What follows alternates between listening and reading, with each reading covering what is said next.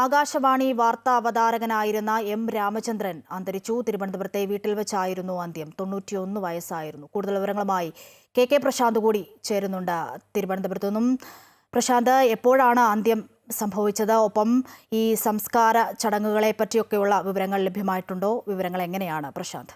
പക്ഷേ നമുക്കറിയാം, മലയാളികളുടെ എല്ലാ മുറികളിലും സജീവമായി അവരുടെ ശബ്ദമായി തന്നെ മാറിയ ഒരു വാർത്താ അവതാരകനായിരുന്നു ആകാശവാണിയിലെ പ്രമുഖ വാർത്താ അവതാരകനായിരുന്ന എം രാമചന്ദ്രൻ. ഇന്ന് ഉച്ചയോടുകൂടിയാണ് അദ്ദേഹത്തിന്റെ മരണം സംഭവിച്ചത്. ഇപ്പോൾ അദ്ദേഹത്തിന്റെ മൃതദേഹം മുഴുവൻ മുകളുള്ള വസതിയിലാണുള്ളത്. നാളെ രാവിലെ 11 മണിക്ക് ശാന്തി കവാടത്തിലാണ് ഇപ്പോൾ സംസ്കാര ചടങ്ങുകൾ ക്രമീകരിച്ചിരിക്കുന്നത്. മലയാളികളുടെ മനസ്സിൽ തന്റേതായ വ്യക്തിമുദ്ര പതിപ്പിച്ച ഒരു റേഡിയോ അവതാരകൻ കൂടിയായിരുന്നു അദ്ദേഹം. ഇന്ദിരാഗാന്ധി വധം അടക്കമുള്ള പ്രധാനപ്പെട്ട പല കാര്യങ്ങളും മലയാളികൾ അദ്ദേഹത്തിന്റെ ശബ്ദത്തിലൂടെയാണ് നമ്മളെല്ലാവരും അറിഞ്ഞത് എന്നുള്ളതാണ് ഏറ്റവും പ്രധാനപ്പെട്ട കാര്യം. മാത്രമല്ല, നിരവധിയായ വ്യത്യസ്തമായ വാർത്തകൾക്കപ്പുറത്തേക്ക് വ്യത്യസ്തമായ പരിപാടികൾ, കൗതുക വാർത്തകൾ അടക്കമുള്ള പരിപാടികളടക്കം തന്നെ അവതരിപ്പിച്ചുകൊണ്ട് ജനപ്രിയ വാർത്താ അവതാരകനായി മാറാൻ അദ്ദേഹത്തിന് കഴിഞ്ഞിട്ടുണ്ട് എന്നുള്ളതും പ്രധാനപ്പെട്ട കാര്യം തന്നെ. ആക്ഷേപഹാസ്യ രീതികളിലൂടെ തന്നെ വിഷയങ്ങൾ സാധാരണ ജനങ്ങൾക്ക് മനസ്സിലാകുന്ന രീതിയിലേക്ക് കൊണ്ടുവരാൻ അദ്ദേഹത്തിന് കഴിഞ്ഞു.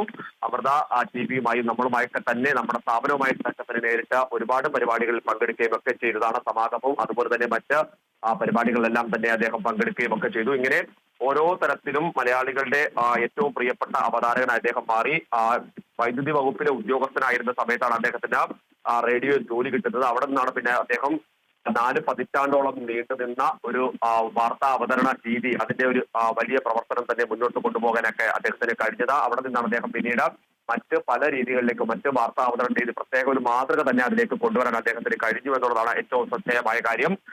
സ്വന്തം പേരിൽ തന്നെ അവതരിപ്പിക്കാൻ, പ്രത്യേകിച്ച് നമുക്കറിയാം ഒരു കാലത്ത് റേഡിയോയിൽ എല്ലാം തന്നെ നാടകങ്ങൾ വളരെ സജീവമായിരുന്നു. ആ സമയത്ത് നാടകം അവതരിപ്പിക്കുകയും അതിന്റെ നടനായ ആ പേരിൽ തന്നെ നാടകം അഭിനയിക്കുവാനൊക്കെ കഴിഞ്ഞ, ആ ശബ്ദം കൊടുക്കാനും ഒക്കെ കഴിഞ്ഞ അപൂർവം ചില ആളുകളിൽ ഒരാൾ തന്നെയായിരുന്നു അദ്ദേഹം.